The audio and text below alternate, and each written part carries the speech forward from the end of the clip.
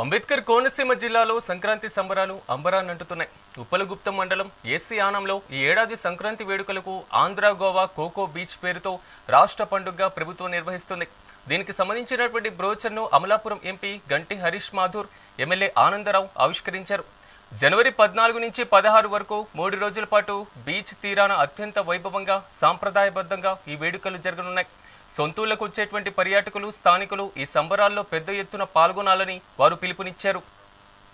చూడడానికి కూడా చాలా ఆనందంగా ఉంటుందని ఉద్దేశంతో ఆనాడు ఎస్ యానుని ఆయన ఆలోచిస్తూ ఎస్ యాను ప్రాంతాన్ని కేవలం అమలాపురం నియోజకవర్గ వాసులకే కాకుండా బిఆర్ అంబేద్కర్ కోనసీమ జిల్లాకి, అమలాపురం పార్లమెంట్కి, అలాగే ఇతర జిల్లాలకి అందరికీ కూడా ఉండే విధంగా ఆయన ఆనాడు ఆలోచించి అప్పుడు మనం మొదటిసారి పెట్టుకోవడం జరిగింది.